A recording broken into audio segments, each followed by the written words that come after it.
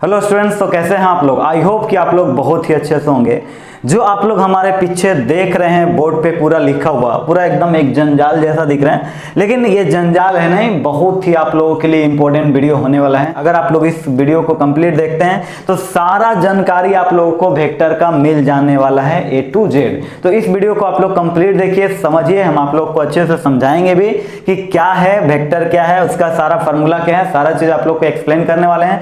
तो वीडियो थोड़ा सा लॉन्ग होगा, 10 से 15 मिनट लगेगा हमको समझाने में। और इसको शुरू से लेकर के देखिए, वहां पे वेक्टर लिखा हो, वेक्टर से लेकर के पूरा एक क्रॉस जितना ट्रिपल प्रोडक्ट तक हम बता चुके हैं, ठीक है। क्योंकि ट्रिपल प्रोडक्ट तक आपके बोर्ड एग्जाम में सवाल आ जा रहा है डायरेक्ट ऑब्जेक्टिव में। तो इस वीडियो को आप लोग को कंप्लीट देखना चाहिए। इस वीडियो को देखने के बाद आप लोग को कोई भी कंफ्यूजन नहीं रहेगा।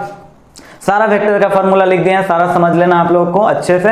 और बाद में हम हट जाएंगे लास्ट में। आप लोग स्क्रीनशॉट लेना चाहते हैं तो ले लीजिएगा। अगर आप लोग को पीडीएफ चाहिए इसका तो आप लोग कमेंट में जरूर हमको बोलेंगे कि सर पीडीएफ चाहिए, तो हम आप लोग को पीडीएफ का हम पूरा लिंक भेज देंगे टेलीग्राम चैनल पे, वहां पे भेज देंगे, आप लोग डाउनलोड कर लीजिएगा। तो चलिए बिना देर के वीडियो को स्टार्ट करते हैं। अब आगे देखते हैं पैरेलल वेक्टर क्या होता है। देखिए याद रखिएगा, पैरेलल वेक्टर दो तरह का है, एक लाइक पैरेलल, एक अनलाइक पैरेलल। लाइक पैरेलल किसको बोलते हैं? जो सीधे डायरेक्शन में हो, एक ही डायरेक्शन में दोनों हो। अनलाइक पैरेलल किसको बोलते हैं? जो अपोजिट डायरेक्शन में हो, ठीक है। और हमेशा आप लोग याद रखिएगा कि जो वेक्टर, दो वेक्टर पैरेलल होगा तो ए वेक्टर बराबर लेमडा इंटू बी वेक्टर होगा। ये जहां पे साइन दिखे वही आप लोग समझ जाइए कि वो दोनों क्या है, वेक्टर पैरेलल है। जैसे कि याद रखिएगा कि आई वेक्टर और 2i वेक्टर, आई वेक्टर और 2i वेक्टर एक दूसरे के क्या है, पैरेलल है, लाइक पैरेलल है। अगर हम लोग बोलें कि आई वेक्टर और एक माइनस आई वेक्टर, ठीक है, वो जो दोनों होगा वो क्या हो जाएगा, वो आपका जो कहलाएगा एंटी पैरेलल वेक्टर कहलाएगा, ठीक है, जिसको अनलाइक वेक्टर बोलेंगे। तो अपोजिट डायरेक्शन में जो आएगा उसको अनलाइक पैरेलल, लेकिन पैरेलल होगा। और इसमें एक बात और याद रखिएगा कि पैरेलल होने के लिए मैग्नीट्यूड का सेम होना जरूरी नहीं है, ठीक है। इक्वल वेक्टर भी आप लोग को बताते हैं, इक्वल वेक्टर में डायरेक्शन आपका सेम होगा और मैग्नीट्यूड भी सेम होगा, तब जाके इक्वल वेक्टर बोलते हैं। ये भी बात आप लोग याद रखिएगा। लेकिन पैरेलल होने के लिए मैग्नीट्यूड का सेम होना जरूरी नहीं है, ठीक है, कोई दिक्कत नहीं। अब यहाँ के बाद एक बात और लिखा हुआ है कि जो वेक्टर पैरेलल होता है वो कोलिनियर भी होता है, ठीक है। जो वेक्टर पैरेलल होता है ना वो कोलिनियर भी होता है, ये बात याद रखिएगा। ये मैटर नहीं करता इसमें कि हाँ ये वाला लाइक पैरेलल है या अनलाइक पैरेलल है, कोई भी कैसा भी पैरेलल हो वो कोलिनियर जरूर होगा। याद रखिएगा कि जो वेक्टर पैरेलल होता है वो कोलिनियर भी जरूर होता है। आगे लिखा हुआ डायरेक्शन कोसाइंस, ठीक है। डायरेक्शन कोसाइंस क्या होता है वेक्टर का वो समझ लेंगे। बस यहाँ पे एक नॉलेज दे दिए हैं, याद रखिएगा। ज्यादातर ये 3D में हम लोग पढ़ेंगे। L बराबर कॉस अल्फा, M बराबर कॉस बीटा, N बराबर कॉस गामा। 3 एक्सिस रहेगा XYZ प्लेन, और Z जो होगा इस तरीके से बाहर निकला हुआ रहेगा। और इसके बीच का जो एक वेक्टर रहेगा ना, जो P वेक्टर है, इसी के बीच में कहीं पे लाई करेगा, तो वो वाला अल्फा बीटा गामा एंगल बनाएगा, जो कि आप लोग को 3D में अच्छे से वो समझ में आएगा, फील आएगा। तो बस आप लोग को ये याद रखना है इसमें डायरेक्शन कोसाइन। कैसे याद रखेंगे कि cos alpha cos beta cos gamma direction cosine होता है, और वो दोनों का, तीनों का जो सम होता है ना वो 1 होता है, जो कि आप लोग को फार्मूला अच्छे से याद होगा। और L square plus M square plus N square बराबर 1 काफी इंपॉर्टेंट है, बोर्ड एग्जाम में पूछा जाएगा और कई बार पूछा हुआ है, ठीक है। या साइन में अगर हमसे पूछा जाए कि साइन स्क्वायर में बताओ कि क्या होगा इसका वैल्यू, तो अगर इसको कॉस को साइन में चेंज करेंगे तो वैल्यू 2 आता है। ये आप लोग याद रखिएगा। तो ये तीनों एकदम नोट करने वाला पॉइंट है, जो कि बोर्ड एग्जाम के लिए काफी इंपॉर्टेंट है। आई होप कि आप लोग को सारा समझ में आ रहा होगा। इसको अच्छे से देखिए, समझने का कोशिश करिए, जरूर समझ में आएगा। और आपका तो पढ़ा हुआ है सारा चीज, बस एक बार रिवीजन करने के व्यू से आपको ये वीडियो देखना है, ठीक है। जो नहीं भी पढ़े हैं स्टूडेंट, कम पढ़े हैं, तो इसको अच्छे से देखें, फार्मूला को याद करें, ताकि आपके बोर्ड एग्जाम में आएगा तो इजिली बन जाएगा। क्योंकि बोर्ड एग्जाम में अच्छा खासा नंबर, इससे अच्छा खासा नंबर का सवाल आता है इस चैप्टर से, ठीक है। तो देखिए यहाँ पे समझिएगा सेक्शन फार्मूला क्या होता है वो समझेंगे। इंटरनली डिवीजन एक एक्सटर्नली डिवीजन होता है। तो इंटरनली डिवीजन क्या होता है वो आप लोग समझिए। मान लेते हैं कि कोई ये भी वेक्टर है, उसको C कहीं ना कहीं इसके बीच में, मतलब बीच में नहीं, मतलब कहीं ना कहीं A और B के बीच में ही लाइक कर रहा है, ठीक है। ये यहाँ हो सकता है, C यहाँ हो सकता है, कहीं पे भी हो सकता है, ठीक है। लेकिन ये M इज टू N में डिवाइड कर रहा है। तो याद रखिएगा आप लोग कि C का कोऑर्डिनेट पूछा जाएगा, C वेक्टर पूछा जाएगा। तो C वेक्टर बराबर जो होता है M इंटू B वेक्टर। कैसे याद रखेंगे? M into B vector plus N into A vector बटा में M प्लस N होता है। तो ये याद रखिएगा कि C वेक्टर बराबर MB vector plus NA vector बटा M प्लस N। ये इंटरनल वाला फार्मूला हो गया। अब एक्सटर्नल वाला फार्मूला सेम वही होता है बाबू, सी वेक्टर बराबर एम बी माइनस में हो जाएगा एन ए वेक्टर बटा एम माइनस एन। इजी है, आसान है, याद हो जाएगा। अगला बात क्या लिखा हुआ है, if ratio is not given then lambda is to 1 मानेंगे, ठीक है, then take lambda is to 1। अगर आपका क्या दिया हुआ है, रेशियो दिया हुआ ही नहीं है, ठीक है, तो हम लोग क्या मानेंगे, रेशियो नहीं दिया हुआ रहेगा इसमें सेक्शन फार्मूला में, और हमसे रेशियो पूछा जाएगा तो हम लोग लेमडा इज टू 1 मान लेंगे और सॉल्व कर देंगे, ठीक है। एक वेरिएबल लेके बनाते हैं ताकि इजिली हमारा सॉल्व हो जाए। अब आगे देखेंगे, आगे डॉट प्रोडक्ट जो कि काफी इंपॉर्टेंट है आपके बोर्ड एग्जाम के लिए, बहुत भर भर के सवाल आता है, तो इसको अच्छे से आप लोग समझ लीजिए।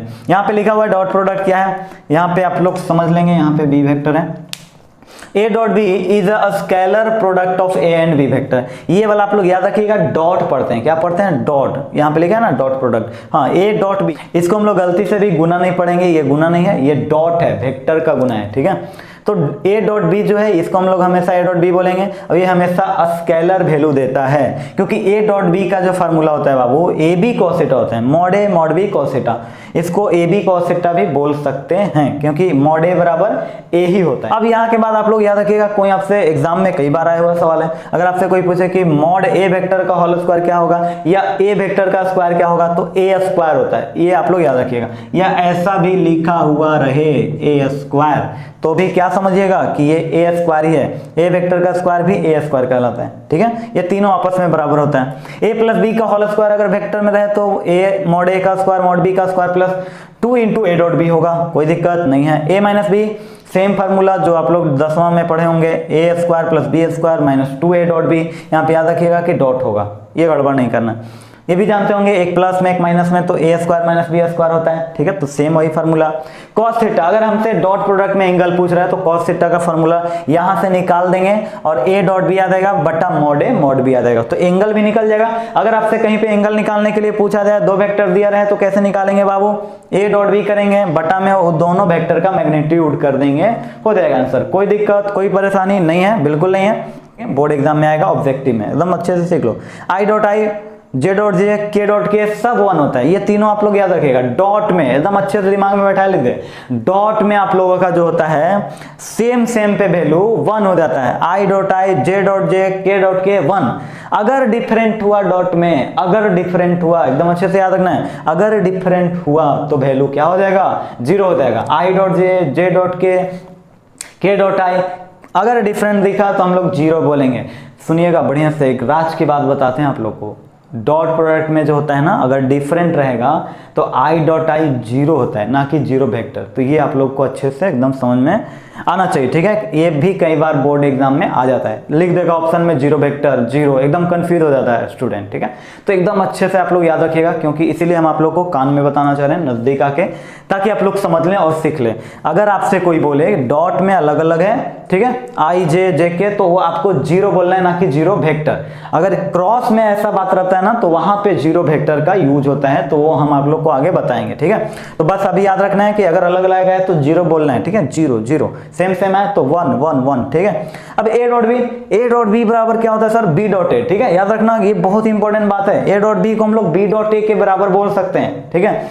बोर्ड एग्जाम में कई बार पूछा जाता है ये वाला कि ए डॉट बी बराबर B dot A dot B, A B, कुछ ऐसा दे देगा ऑप्शन में, तो ये वाला एकदम अच्छे से एकदम बैठालना, क्योंकि बहुत ही इंपॉर्टेंट ये सब बता रहे हैं, एकदम कोई बकवासी नहीं है, बहुत ही इंपॉर्टेंट है बोर्ड एग्जाम के लिए, ऑब्जेक्टिव के लिए, ठीक है। इसको लाइटली मत लेना, जितना भी बात बोल रहे हैं, जितना लिखवाए हैं, कोई भी लाइटली मत लेना, बहुत ही सोच समझ के लिखवाया गया है, ठीक है, बहुत ही मेहनत करने के बाद ये हम इसको बनाए हैं, ठीक है। बस अब आगे देखिएगा, समझिएगा। तो चलिए देख लीजिए यहाँ पे projection of A on B vector. अगर आपसे कोई प्रोजेक्शन पूछे ए ऑन बी, तो ए वेक्टर, देखिए ए ऑन बी पूछा, यानी ए का छाया बी वेक्टर पे पड़ना चाहिए। तो ये वाला जो होता है ना, ये वाला आप लोग को पता होगा, सटा कॉस हटा साइन, ठीक है। तो ये वाला अगर आप लोग प्रोजेक्शन गिराएंगे तो यहाँ से यहाँ तक का लेंस जो हो जाएगा, आप लोग पढ़े होंगे कि क्या होता है, सटा कॉस, यानी कि ये वाला मॉड ए कॉस थीटा हो जाएगा। तो याद रखिएगा कि ए ऑन बी जो हो जाएगा मॉड ए कॉस थीटा हो जाएगा, और मॉड ए कॉस थीटा अगर यहां से आप लोग निकालते हैं तो A dot B by mod B हो जाएगा। क्या करना है हम लोग को, याद करना है। कैसे याद करना है देखिएगा, ए ऑन बी प्रोजेक्शन पूछे, ए ऑन बी देखो एकदम रट लेना, ए ऑन बी जहां पूछे तो ए डॉट बी लिखेंगे, ठीक है, बटम में मॉड बी लिखेंगे, क्या लिखेंगे, मॉड बी। अच्छा ऐसा क्यों हो रहा है सर, देखिए आगे पता चलेगा। अगर बी ऑन ए पूछे तो ए डॉट बी, देखिए दोनों में कॉमन है, ए डॉट बी दोनों में, ए ऑन बी में, बी ऑन ए में, ए डॉट बी ऊपर वाला सेम है। अब यहाँ के बाद लास्ट वाला का मैग्नीट्यूड से डिवाइड करना है, देखिए लास्ट वाला का मैग्नीट्यूड से डिवाइड करना है, कोई दिक्कत कोई परेशानी नहीं ना है, चलिए कोई परेशानी नहीं है। अच्छा सर अगर ऐसा सवाल है ए ऑन बी बोले तो हम लोग क्या करेंगे, ए डॉट बी बोलेंगे और लास्ट वाला का मैग्नीट्यूड से भाग लगाएंगे। हाँ बिल्कुल सही, ठीक है, यही आप लोग को समझना था, लगता है समझ गए आप लोग। अच्छा इसको क्या लिख सकते हैं, देखिए देखिए देखिए, इसको और भी तरीके से लिखा जा सकता है जो कि आप कंफ्यूज हो सकते हैं। ए ऑन बी अगर पूछ दिया, ये ऑप्शन में डाल दिया तो गलत आप लोग को लगेगा, ले ये क्या हो रहा है। तो देखिए ए डॉट बी बटा मॉड बी को हम लोग लिख सकते हैं ए डॉट बी वेक्टर बटा मॉड बी, बी कैप होगा, देखिए देखिए यहाँ यूनिट वेक्टर, वेक्टर बटा उसी का मैग्नीट्यूड कैप हो जाता है, ए कैप हो जाता है। देखिए बी वेक्टर बटा मॉड बी, बी कैप, कोई दिक्कत नहीं। सर इसको क्या लिख सकते हैं, ए वेक्टर बटा मॉड ए को यहाँ पे A cap dot B, same बात लिखा हुआ है तो कंफ्यूज नहीं होना है, ठीक है, कोई दिक्कत कोई परेशानी नहीं है। चलिए आगे देख पाओ, आगे यहाँ पे एक टेबल लिखा हुआ है जो कि आप लोग के बोर्ड एग्जाम के लिए काफी इंपॉर्टेंट है, समझने के लिए आपको समझने के लिए भी काफी इंपॉर्टेंट है। एक बार देख लीजिए, आप लोग समझ लीजिए। थीटा अगर जीरो हो जाएगा डॉट प्रोडक्ट में तो देखिए थीटा जीरो हो जाएगा तो ए बी हो जाएगा, मॉड ए मॉड बी भी बोल सकते हैं, ठीक है, mod A vector into mod B vector, ठीक है, या ए बी भी बोल सकते हैं। क्यों, क्योंकि अगर आप लोग थीटा यहाँ जीरो रखिएगा तो cos 0 1 हो जाता है, तो सिर्फ ए और बी आ जाएगा, ए डॉट बी क्या आ जाएगा, ए बी आ जाएगा, तो वही बात लिखा हुआ है। और थीटा जीरो होता है तो क्या होता है, थीटा जीरो तो ए और बी के बीच का जो एंगल होगा वो जीरो हो जाएगा, क्योंकि दो वेक्टर ऐसा रहेगा तो एंगल तो जीरो हो जाएगा, तो वही जीरो रहेगा तो दोनों वेक्टर पैरेलल, एकदम अच्छे से याद रखना है। अच्छा क्या होगा जब दोनों वेक्टर सर परपेंडिकुलर हो जाए, ठीक है, तो जैसे देखिए 90 डिग्री पे हो जाएगा तो यहाँ पे cos थीटा जो 90 रखेंगे तो ये जीरो हो जाएगा, तो ए डॉट बी भी जीरो हो जाएगा। तो याद रखिएगा आप लोग कि जब दो वेक्टर परपेंडिकुलर होता है, एकदम देखिए एकदम अच्छे से राज की बात बता रहे हैं जो कि आपको याद रखना है। अगर आप लोग को दो वेक्टर बोलेगा ना कि परपेंडिकुलर है तो आप लोग बोलिएगा कि डॉट प्रोडक्ट इसका जीरो होगा, सुनिएगा जीरो, ना कि जीरो वेक्टर, ठीक है। एक सोच समझ के जीरो लिखना और एक बिना मन का जीरो लिखना, दोनों में फर्क होता है बाबू, ठीक है। तो ये आप लोग याद रखिएगा कि जब दो वेक्टर परपेंडिकुलर होगा ना तो डॉट प्रोडक्ट जो होता है जीरो होता है, कोई दिक्कत नहीं है ना। चलिए तो वही बात लिखा हुआ है। थीटा अगर 180 डिग्री हो जाए तो सर, अगर थीटा 180 डिग्री हो जाएगा तो cos थीटा क्या हो जाएगा, cos 180 -1 हो जाएगा, तो ये माइनस ए बी आ जाएगा, जो कि वही लिखा हुआ है माइनस ए बी। काफी इंपॉर्टेंट बात बोर्ड एग्जाम के लिए। और ये एंटी पैरेलल क्रॉस प्रोडक्ट पे आते हैं, क्या आते हैं, यहाँ से आपका डॉट समाप्त होता है, इतना याद रखिए, काम हो जाएगा, ठीक है। तो आई होप कि आप लोगों को अच्छे से समझ में आ गया होगा। अगर आप लोग को ये इस वीडियो से थोड़ा सा भी हेल्प मिला होगा तो इस वीडियो को क्या करना है, आपको शेयर जरूर करना है, बस शेयर जरूर करना है, ताकि ज्यादा से ज्यादा लोग देखें और समझें और समझने के बाद उनका बोर्ड में अच्छा नंबर आ सके, ठीक है। तो ज़्यादा से ज़्यादा लोगों का हेल्प हो सके, तो बस इस वीडियो को यहीं पे एंड करते हैं। आप लोग क्या करिए, इस वीडियो को शेयर कर दीजिए। अगर इस वीडियो को अभी तक लाइक नहीं किया तो जल्दी से लाइक कर दीजिए, और चैनल पे पहली बार आए होंगे तो सब्सक्राइब जरूर करिएगा। एक वीडियो को बनाने में काफ़ी मेहनत लगता है, तो जरूर आप लोग ये सब काम जरूर किया कीजिए, लाइक शेयर सब्सक्राइब, ताकि हम मोटिवेट होते रहें आप लोग के लिए इससे भी अच्छा वीडियो, इस तरीके का वीडियो, इससे भी अच्छा वीडियो लाएँ जो कि आप लोगों को एग्जाम के लिए काफी इंपॉर्टेंट हो। तो चलिए आज के लिए इतना ही, फिर मिलते हैं आप लोग से नेक्स्ट वीडियो में।